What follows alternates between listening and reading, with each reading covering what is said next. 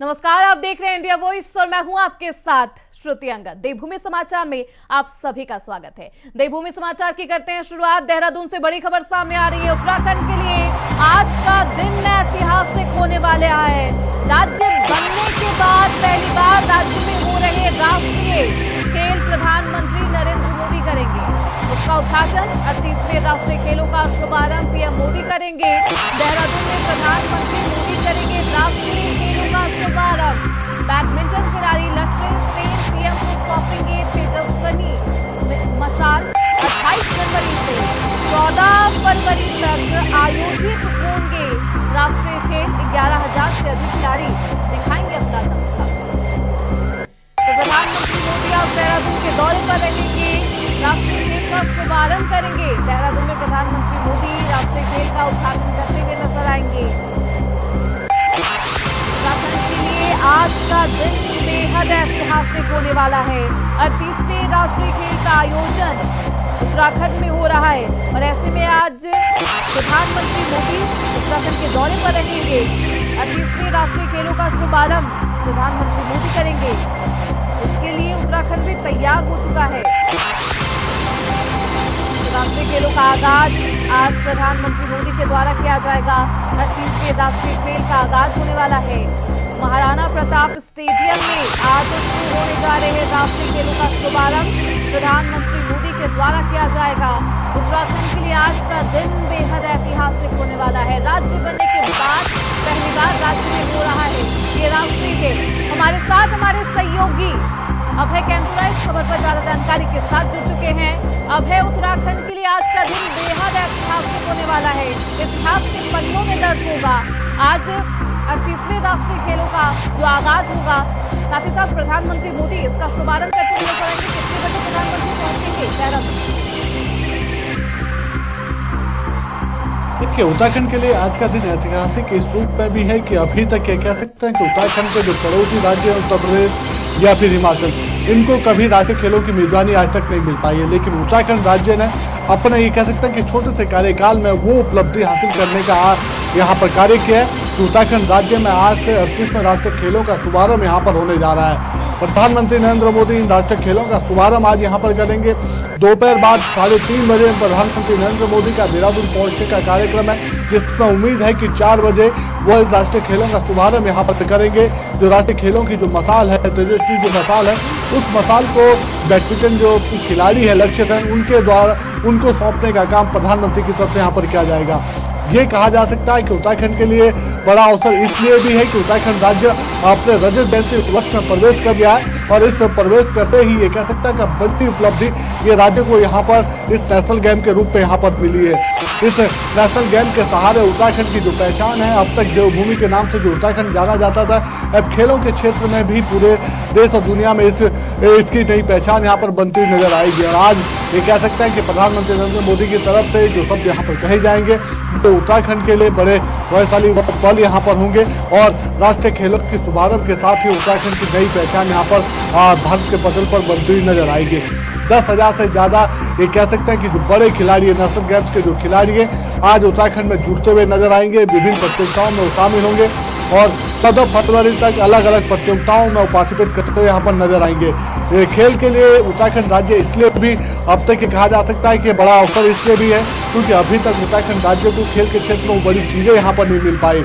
लेकिन अब धीरे धीरे ये कह सकते हैं कि जिस तरीके से ये खेल का इंफ्रास्ट्रक्चर यहाँ पर विकसित हुआ है, राष्ट्रीय खेलों के माध्यम से उस इंफ्रास्ट्रक्चर को धरातल पर उतारने का काम यहाँ पर किया गया, तो उसके बाद उत्तराखंड की जो खेल प्रतिभाएं होंगी वो भी अब ये कह सकते हैं कि उत्तराखंड का नाम रोशन करती नजर आएंगे। अब सिर्फ इंतजार की घड़ियां इस बात की है, सभी लोग इंतजार इस बात का करें कि जैसे ही प्रधानमंत्री नरेंद्र मोदी देहरादून पहुंचेंगे और राष्ट्रीय खेलों का शुभारंभ करेंगे तो क्या कुछ उनकी तरफ से कहा जाता है, उसको सुनने के लिए भी लोग बड़े आतुर यहाँ पर नजर आ रहे हैं। जी, प्रधानमंत्री मोदी कुछ ही देर में पहुंचने वाले हैं और आज शुभारंभ करेंगे प्रधानमंत्री 38वें राष्ट्रीय खेल का।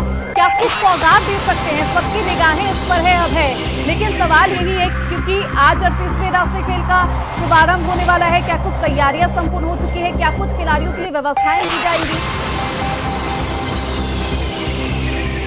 देखिए, पूरा उत्तराखंड राज्य इस समय देश से आने वाले उन सभी 10,000 खिलाड़ियों के स्वागत के लिए इस समय तैयार खड़ा नजर आ रहा है। पूरा उत्तराखंड नहीं बल्कि उत्तराखंड के 7 राज्यों के 19 डेस्टिनेशन ऐसे यहाँ पर चिन्हित किए गए जहाँ पर ये राष्ट्रीय खेलों की प्रतियोगिताएं आयोजित की जाएंगी। चाहे आपका देहरादून हो, ऋषिकेश हो, हरिद्वार हो, पिथौरागढ़ हो, अल्मोड़ा हो, या फिर आपका हल्द्वानी हो, उधमसिंह का हो, ये सभी ऐसी प्रतियोगिताओं वाले स्थल हैं जहाँ पर खिलाड़ी यहाँ पर आएंगे, विभिन्न प्रतियोगिताओं का हिस्सा यहाँ पर बनेंगे, खेल खेलेंगे। और सबसे बड़ी बात है कि उत्तराखंड में इन राष्ट्रीय खेलों से बड़ी उम्मीदें राज्यवासियों को यहाँ पर जगती हुई नजर आ रही है, क्योंकि अभी तक ये कहा जा सकता है कि इतनी बड़ी संख्या में सिर्फ 2 समय ऐसे लोग यहाँ पर पहुँचे थे। सबसे पहले जब चारधाम यात्रा का जब समय आता था तभी इतनी भारी संख्या में लोग यहाँ पर आते थे, प्रधानमंत्री के आने का सहयोग तभी यहाँ पर बन पाता था, या फिर कुंभ जैसे बड़े आयोजन यहाँ पर होते हो तब इतने बड़ी संख्या में लोग यहाँ पर आते थे। लेकिन अब ये कहा जा सकता है कि जैसे ही आज राष्ट्रीय खेलों का शुभारंभ प्रधानमंत्री के हाथों यहाँ पर होगा तो सबसे बड़ी संख्या में लोग यहाँ पहुंचते नजर आएंगे और उत्तराखंड की जो पहचान है वो भी नए खेल के क्षेत्र में नए सिरे से आगे बढ़ती नजर आएगी। इसके अलावा ये कह सकते हैं कि भारी संख्या में लोग पहुंचने वाले हैं। ऐसे में प्रशासन की तरफ से क्या कुछ तैयारी की गई है? बिल्कुल ये कह सकते हैं कि प्रशासन अपने आप से पूरी तैयार यहाँ पर दिख रहा है। देहरादून नहीं बल्कि सभी ऐसे 19 स्थानों को यहाँ पर सजाने का काम यहाँ पर कर दिया गया है। हर उस खेल फैसिलिटी को यहाँ पर रखने का काम सरकार और प्रशासन की तरफ से कर दिया गया है, जिससे इन खिलाड़ियों का जो खेल है, उनकी जो प्रतिभा है वो बाहर निखर कर आ सके। उनका जो दमखम है उसको देखने के लिए लोग भी यहाँ पर लालायित यहाँ पर नजर आ रहे हैं, क्योंकि सभी बड़े चेहरे, चाहे आप लक्ष्य सेन कह सकते हो या फिर दूसरे जो बड़े चेहरे यहाँ पर हैं, चाहे शूटिंग में मनु भाकर जैसी बड़ी खिलाड़ियाँ हों, वो यहाँ पर आएंगी और इन राष्ट्रीय खेलों में प्रतिभा करती हुई नजर आएंगी।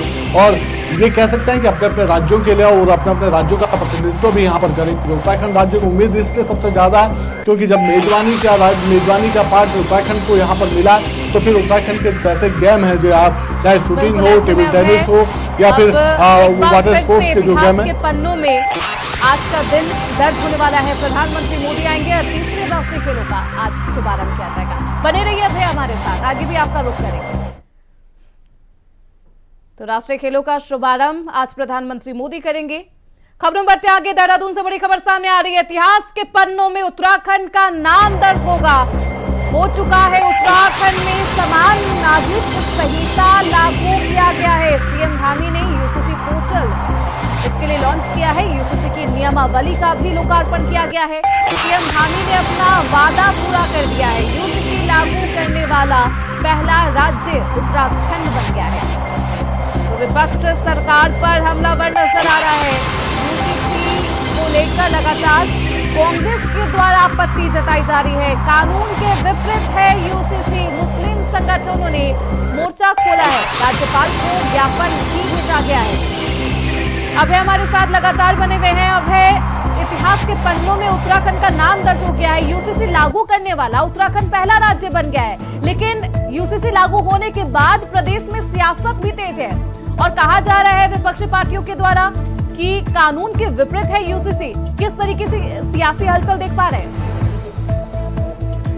अभय, देखिए, इसे इस रूप में समझ सकते हैं कि उत्तराखंड राज्य में धामी सरकार ने जो यूसीसी कानून को लागू करने का काम किया है, उससे उत्तराखंड राज्य की पहचान देश के पहले राज्य के रूप में ऐसी यहाँ पर बन गई है जहाँ पर यूसीसी कानून लागू हो चुका है। ये यूसीसी कानून सभी धर्मों के लिए, सभी जातियों के लिए एक जैसा कानून यहाँ पर बन चुका है। यहाँ पर कुछ बड़े अमेंडमेंट इस कानून के माध्यम से सरकार की तरफ से यहाँ पर किए गए ताकि उत्तराखंड में जो उत्तराखंड की जो संस्कृति है उसको भी संरक्षित किया जा सके और कानून के लिए सभी धर्मों के लिए एक जैसा कानून बनाने का काम भी यहाँ पर किया जा सके।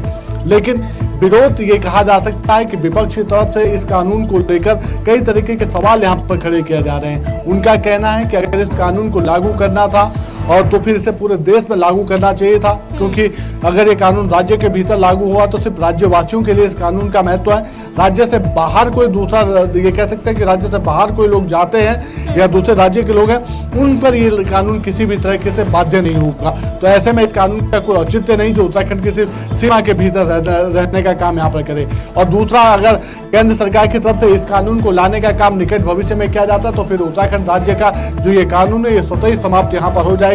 इसलिए इन सब चीजों को राज्य सरकार को समझना चाहिए था और ये जो केंद्र के विषय है उसमें केंद्र सरकार को निर्णय यहाँ पर लेना चाहिए था। दूसरा, मुस्लिम समाज की तरफ से इसे सीधे तौर पर अपने अधिकारों के हनन के रूप में यहाँ पर देखने का काम यहाँ पर किया जा रहा है। जिलाधिकारी के माध्यम से जो राज्यपाल को ज्ञापन भेजने का काम मुस्लिम समुदाय के लोगों ने यहाँ पर किया। उनका साफ तौर पर कहना था कि उनकी जो संस्कृति है, उनका जो सभ्यता है, यानी जो जिसे शरीयत कानून के हिसाब से वो लोग आगे बढ़ाने का काम करते हैं, उस पर सीधे तरीके से विराम लगाने का काम ये कानून यहाँ पर करेगा, क्योंकि उनके अपने कानून है, उनके धर्म विशेष के अपने कानून है, और उस पर यूसीसी लागू नहीं होता है। इसीलिए वो मांग इस कानून के खिलाफ यहाँ पर कर रहे हैं। सियासत अपने चरम पर है, लेकिन उत्तराखंड राज्य की धामी सरकार ने ये कानून लागू करने के बाद एक पहला बड़ा काम यहाँ पर करना है, जिससे कह सकते हैं कि उत्तराखंड राज्य के इस यूसीसी कानून से देश के दूसरे राज्य भी प्रेरणा यहाँ पर ले रहे हैं। वो इस राज्य के इस कानून को ये कह सकते हैं पढ़ने का काम यहाँ पर कर रहे हैं। जी बिल्कुल, अब है सीएम धामी ने जो वादा किया था वो पूरा हो गया है। यूसीसी लागू कर दिया गया है, उसको लेकर पोर्टल भी लॉन्च किया गया है, यूसीसी की नियमावली का भी लोकार्पण किया गया है, और ऐसे में जो वादा था, जो जनता से वादा किया था मुख्यमंत्री पुष्कर सिंह धामी ने, वो वादा भी पूरा हो गया। बहुत शुक्रिया अब है आपका इन तमाम जानकारी के लिए।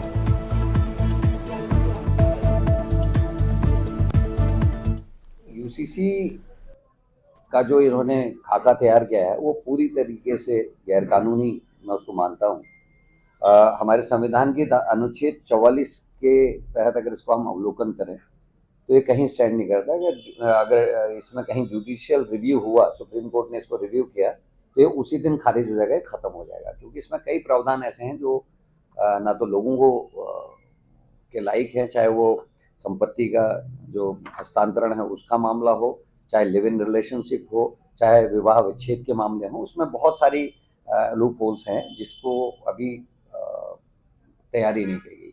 दूसरा, हमारी जो संविधान है उसके तहत ये नियम है कि अगर कोई भी जाति, उपजाति या जो भी समाज इससे प्रभावित होगा, उनका प्रतिनिधित्व उस जो समिति बनेगी उसमें होना चाहिए। और इस समिति में जो 5 लोग मेन है, उसमें से केवल एक सुलेखा डंगवाल जो कुलपति है, वो उनको छोड़ के बाकी rest of 4 out of state है, वो हमारे राज्य के हैं ही नहीं।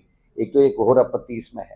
दूसरा, इसमें अगर आप देखें विवाह विच्छेद की जो धारा 40 है, उसमें अगर आप उसका अवलोकन करें तो उसमें स्पष्ट है कि हाईकोर्ट चाहे तो उसको मतलब 2 जगह वाद चल रहा है उसको एक जगह ला सकता है, लेकिन अगर ये वाद एक का वाद यहाँ से चल रहा है, दूसरा उसको दिल्ली करता है या उसको हरियाणा करता है या महाराष्ट्र करता है, तो वो वहाँ के लिए लागू नहीं है। तो यहाँ पर एक बहुत बड़ा झोल है, ये कैसे इसको मेंटेन करेंगे, ये समस्या पर है। दूसरा, अगर आप देखें कि यूसीसी का जो भाग 3 है उसमें स्पष्ट लिख रखा है सहवासी संबंध, मतलब घोर आपत्तिजनक है। इसको खुलकर बीजेपी का कोई प्रवक्ता या सरकार या बीजेपी के संगठन नहीं बोल रहा है। हमारी संस्कृति इन सब चीज़ों को अलाउ नहीं करती। कोई माँ, कोई पिता, कोई भाई, कोई भी महिला अपनी बेटी को या अपने परिवार की किसी लड़की को किसी के साथ बिना शादी के संबंध बनाने या रहने की इजाज़त नहीं रहती। ये उत्तराखंड में इन्होंने नाश कर दिया, बल्कि उत्तराखंड तो देवभूमि, यहाँ तो इसको बिल्कुल ही लोग नहीं एक्सेप्ट करते। इसमें जो बाध्यता दी है 1 साल का उसको रहना होना चाहिए। अब 1 साल तो अगर कोई सरकारी कर्मचारी है, केंद्र सरकार का है या उसने राज्य सरकार में उसको नौकरी मिली है, वो राजस्थान का है, वो हरियाणा का है या यूपी का है, कहीं का है, वो 1 साल तो नौकरी मतलब ट्रांसफर भी 3 साल 4 साल में होता है, तो वो तो यहाँ 2 साल 3 साल, तो वो यहाँ मतलब किसी के साथ भी बेला फुसला के अपने संग रह के रजिस्ट्रेशन करके वो निकल लेगा। तो ये कैसे, मतलब किस तरीके का यूसीसी मेरे समझ में नहीं आया। इसमें उपजातियों को बाहर रखा है। जो समान नागरिक संहिता है, इसका मतलब है भारत के, हिंदुस्तान के हर नागरिक के ऊपर वो समान रूप से लागू। यूसीसी लागू हो गया है, लेकिन उस पर बवाल जारी है। कांग्रेस के वरिष्ठ नेता, प्रदेश उपाध्यक्ष, राज्य आंदोलनकारी धीरेन्द्र प्रताप ने यूसीसी को लेकर अब विवादित बयान दे डाला है। कांग्रेस नेता ने कहा है कि यूसीसी के लागू होने पर उत्तराखंड का दिव्यत्व खतरे में है। कांग्रेस नेता ने कहा है कि यूसीसी लागू होने पर लिविंग रिलेशनशिप का जो फॉर्मूला दिया गया है, उससे यहाँ पर थाईलैंड का कल्चर आ जाएगा। कांग्रेस नेता ने यहाँ तक कहा है कि यूसीसी कानून राज्य के लिए बेहद खतरनाक है। इस तरह से यूसीसी को उत्तराखंड में लागू किया गया है। अब इसमें कोई शक नहीं कि भारतीय जनता पार्टी ने इस देवभूमि को कामदेव भूमि बना दिया है। एक ये कुछ समय बाद भारत में थाईलैंड के रूप में जाना जाएगा। जिस तरह से वहाँ पर लिव इन रिलेशनशिप को वहाँ पर छूट दी जा रही है, मैं समझता हूँ भारतीय जनता पार्टी जो ये कहती थी ये पार्टी विद डिफरेंस है, वो डिफरेंस आ गया है। अब ये पूरे देश को गर्त में डाल देंगे, इसमें कोई संदेह नहीं। तो यूसीसी पर सियासत जारी है। रुकेंगे छोटे से ब्रेक के लिए, फौरन लौटेंगे। ब्रेक के बाद एक बार फिर से आप सभी का स्वागत है देवभूमि समाचार में। खबरों बढ़ते आगे। उत्तराखंड में समान नागरिक संहिता यानी कि यूसीसी लागू हो गया है। मुख्यमंत्री पुष्कर सिंह धामी ने ऑफिशियल पोर्टल लॉन्च करते हुए ऐलान कर दिया है कि यूसीसी यानी यूनिफॉर्म सिविल कोड लागू करने वाला उत्तराखंड अब भारत देश का पहला राज्य बन गया है। आइए जानते हैं सीएम धामी ने इस दौरान क्या कुछ कहा।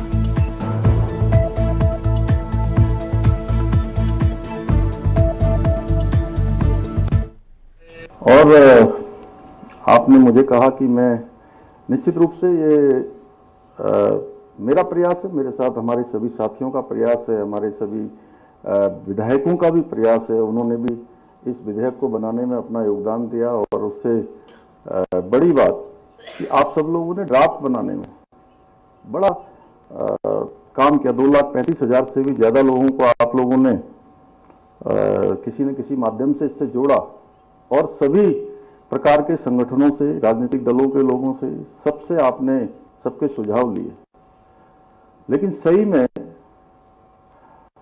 इस गंगा को निकालने का श्रेय अगर किसी को जाता है तो देवभूमि उत्तराखंड की जनता को जाता है,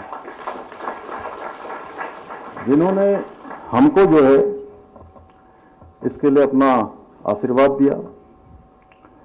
आज उत्तराखंड में यूसीसी लागू करके हम संविधान निर्माता बाबा साहब भीमराव अंबेडकर जी सहित संविधान सभा के सभी सम्मानित सदस्यों को अपनी सच्ची भावांजलि अर्पित कर रहे हैं। आप सभी मीडिया के साथियों के माध्यम से मुझे अपने 1.25 करोड़ उत्तराखंड वासियों के समक्ष ये घोषणा करते हुए आज अत्यंत हर्ष और गर्व की अनुभूति हो रही है। और मैं सच में आज थोड़ी देर पहले तो मैं ऐसा नहीं सोच रहा था, लेकिन मैं शत्रुघ्न सिंह जी और राधा रतूड़ी जी जब बोल रही थी उसके बाद सच में मैं थोड़ा भावुक भी हो रहा हूं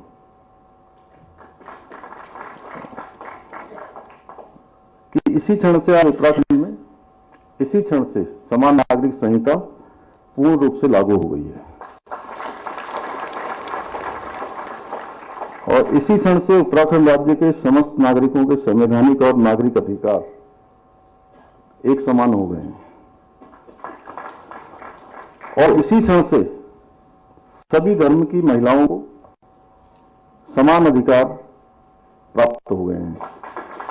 जो हम बार बार कहते थे कि देश की आधी आबादी का एक पूरा कानून है, तो ये पूरा कानून देवभूमि उत्तराखंड में लागू हो गया है। आज के इस अवसर पर मैं आदरणीय प्रधानमंत्री श्री नरेंद्र मोदी जी, आदरणीय गृह मंत्री श्री अमित शाह जी को भी समस्त उत्तराखंड वासियों की ओर से हार्दिक धन्यवाद देता हूं कि जिनके मार्गदर्शन में आज हम इस कानून को देवभूमि में लागू करने में सफल हुए हैं। साथ ही मैं इस कानून को धरातल पर उतारने में अपना महत्वपूर्ण योगदान देने वाले मैंने शत्रुघ्न सिंह जी का और मनु जी का और सुरेखा जी का, अजय मिश्रा जी का, आपका तो मैंने यहाँ से नाम किया ही था, लेकिन अभी रंजना प्रकाश देसाई जी, जिनको मैं बहुत आदरपूर्वक कभी दीदी कहता था मुझे। वही देहरादून से बड़ी खबर सामने आ रही है। हरिद्वार घटनाक्रम पर पुलिस मुख्यालय हुआ सख्त। पूरी घटनाक्रम की पुलिस मुख्यालय ने मांगी है रिपोर्ट। कड़ा कदम उठा सकता है पुलिस मुख्यालय। ADG law and order V Mukeshan ने मांगी है रिपोर्ट। एसएसपी हरिद्वार को दिए सख्त निर्देश। घटनाक्रम में शामिल लोगों की मांगी है जानकारी। रिपोर्ट के अनुसार मुख्यालय उठाएगी अगला कदम। पूरे घटनाक्रम की पुलिस मुख्यालय ने रिपोर्ट मांगी है। हरिद्वार गोलीकांड को लेकर ये रिपोर्ट मांगी गई है। उत्तराखंड का गैंग्स ऑफ खानपुर को लेकर अब पुलिस मुख्यालय की तरफ से सख्त कदम उठाए जाएंगे।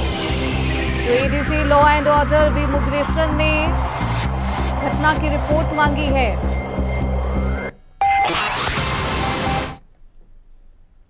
फिलहाल इसी के साथ इस बुलेटिन में बस इतना ही। देखते रहिए इंडिया वॉइस।